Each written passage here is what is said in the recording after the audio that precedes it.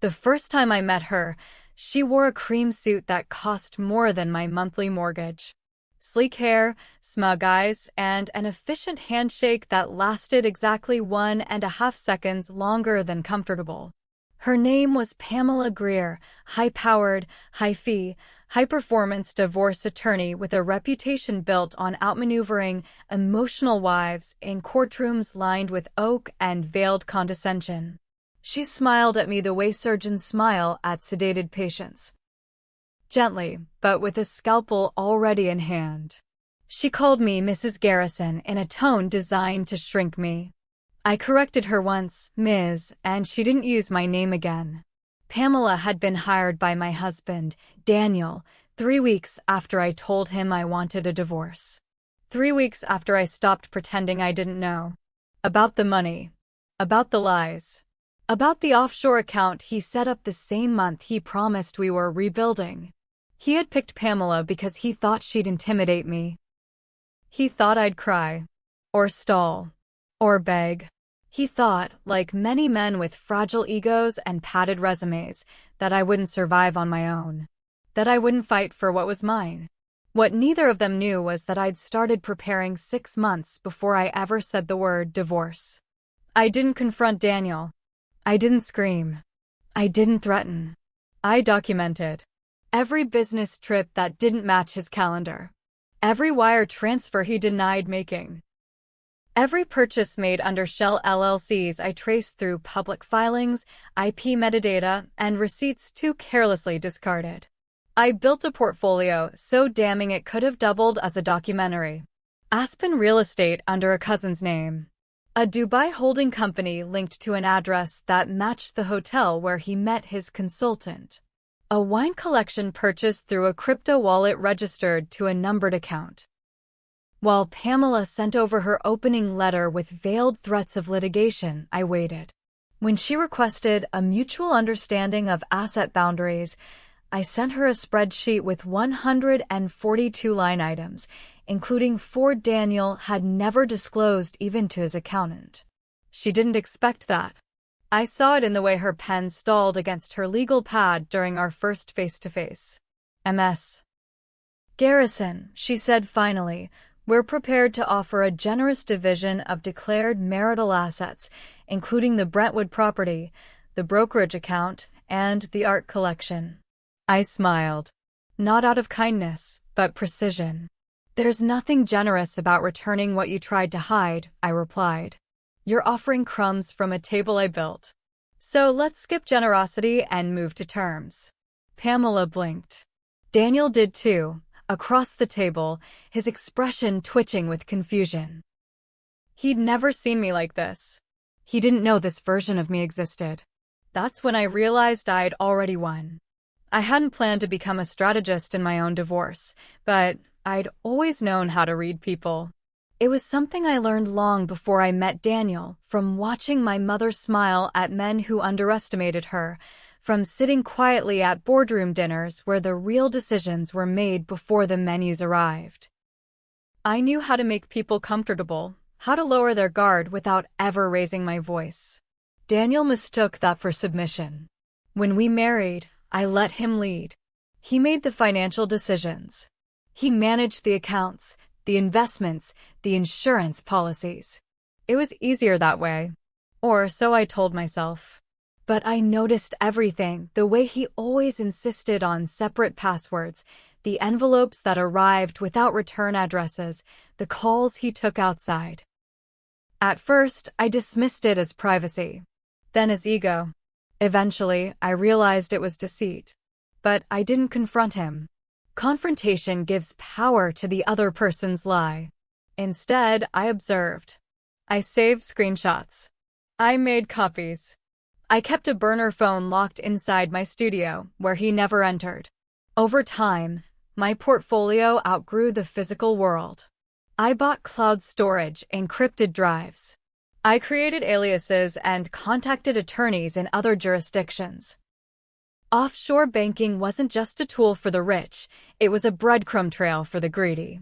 By the time Pamela filed the preliminary disclosures, I knew more about Daniel's empire than he did. She submitted 5 financial declarations. I responded with 10. Hers were curated. Mine were surgical. What rattled her wasn't the data, it was the precision. I found a pattern of transfers through a consulting firm in Liechtenstein. A fine print clause in an executive agreement that contradicted Daniel's salary claims. Even the appraiser they hired to undervalue the Brentwood home used a comp set I traced to properties sold in foreclosure. I cross-checked that too. Sent her an alternative appraisal with documentation. Pamela stopped replying to my emails after that. Instead, she sent her paralegal. That's when the whispers started. The calls Daniel made to mutual friends. The stories he started leaking about how I'd changed, how I'd always been paranoid, how this wasn't about money, it was about punishing him. I ignored them. I let him bury himself in victimhood while I built a case that would strip him of the illusion of control. You see, I wasn't trying to hurt him. Not yet. I was trying to teach him the cost of underestimating me. In our next settlement meeting, Pamela showed up looking more tense than polished. She had replaced her usual leather-bound folio with a laptop, opened not to case files, but a spreadsheet, my spreadsheet. She had begun taking my claims seriously. Still, she opened the meeting with an offer, $3.2 million in total assets, including a house, 2 cars, and a 10-year alimony term. I laughed. Not politely. Not out of nervousness.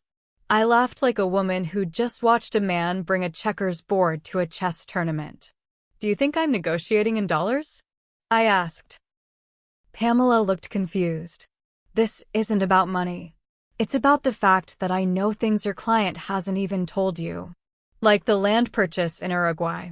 The convertible bond in his brother's name. The art in Geneva under holding company 541N. Pamela stiffened. Daniel's face lost all color. I opened a folder and slid it across the table. Inside were printouts, bank statements, property deeds, emails. All admissible. All time-stamped. All sourced legally. Then I leaned in. Not to threaten. To declare. You can keep the house. You can keep the wine. You can even keep your spin. But here's what I want: full control of our joint foundation, the tax credits from the Santa Monica development, and the residuals from the software patent you signed in 2017. I want the income, not the headlines.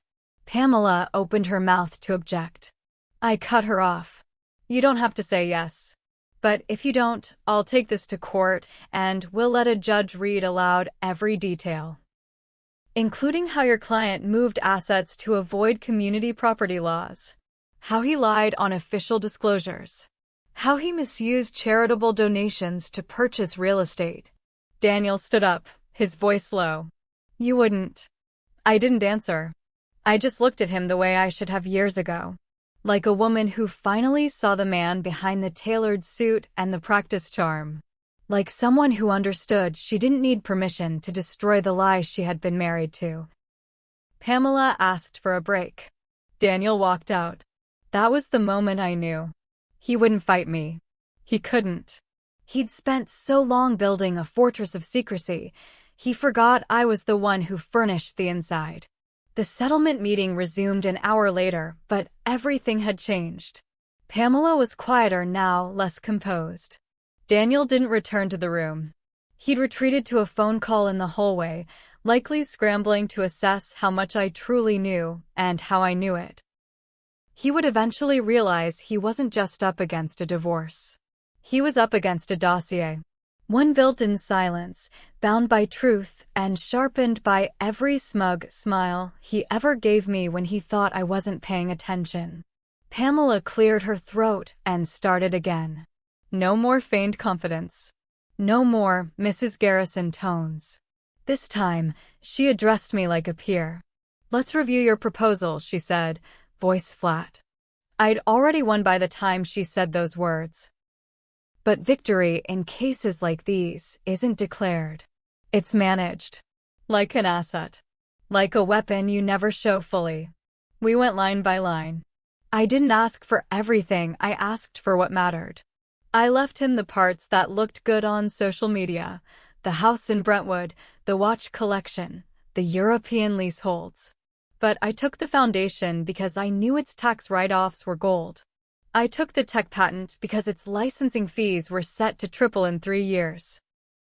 I took the equity shares he had stashed under a proxy because I knew how to trace IP contributions back to the original owner, me. The terms were mine. Not harsh. Not greedy. Just exact. Pamela nodded through each clause, her pen motionless. She had gone from trying to outmaneuver me to trying not to be blamed for underestimating me. That was her real fear now, not losing the case, but losing her reputation. Daniel had hired her to make me disappear. Instead, I had walked into the room with a scalpel and performed a clean extraction of assets, of truth, of power. When Daniel re-entered, his jaw was tight, and his voice had dropped into that low, patronizing tone he used when trying to salvage a negotiation. "Let's be reasonable, Elise. Reasonable." As if he hadn't spent years building escape routes behind my back.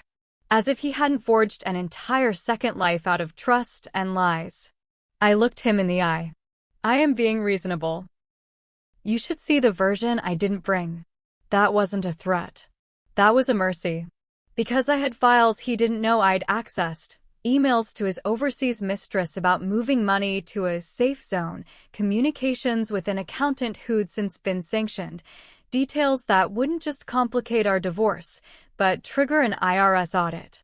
I hadn't brought those files to the table. Not yet. Not unless he forced my hand. Daniel blinked first. I watched his gaze flick to Pamela, then to the folder on the table, and finally to me. A look of reluctant understanding passed between us. He signed. No arguments. No last-minute leverage. Just a scribble of his name beneath the terms I had drafted. Pamela collected the documents, her fingers moving faster now, eager to be done. Her silence was strategic. She wouldn't admit to misjudging me, but I saw it in her restraint. In the way she avoided eye contact as she packed her leather bag. "Thank you for your time," she said flatly. I didn't respond. Because here's the truth, there's no satisfaction in being thanked by someone who once plotted your erasure. Later, as I walked to my car, I paused at the edge of the parking garage and looked back at the firm's building, tall, sharp-edged, full of men and women who'd built careers on quiet coercion. For years, I'd been afraid of rooms like that. I'd been taught to be agreeable, to trust professionals, to hand over control to people who knew more. But now I knew the architecture of power. Not just what held it up, but what made it fall. And I dismantled it without raising my voice. No threats. No breakdowns. Just precision. Documentation. Timing. That was the lesson Pamela would carry long after her cream suit faded into memory. Never underestimate a woman who's had time to think. Never assume silence means surrender. And never walk into a war you don't realize has already been won. The ink dried, but the consequences lingered. That's something people never tell you about legal victories. They don't echo through champagne toasts or Facebook declarations. They echo in silence. In the awkward messages from mutual friends who suddenly don't know which side they're allowed to text. In the narrowed eyes of former allies who start replaying every conversation they once had with your ex, wondering what you overheard and how much you understood. Daniel moved into a penthouse on Wilshire, glass, chrome, and loneliness. The kind of place men rent when they think starting over means leveling up. I didn't track him. I didn't need to. His patterns were as predictable as his lies: new cars, younger women, last-ditch investments in tech startups he couldn't spell. Pamela disappeared into the corporate fog. She still practiced law, still updated her LinkedIn with wins and partnerships, but her name carried a different kind of weight now. Not the triumphant echo of courtroom victories. The whisper of a miscalculation. Her circles knew. Not in detail, but in tone. She misread the room, one associate had said.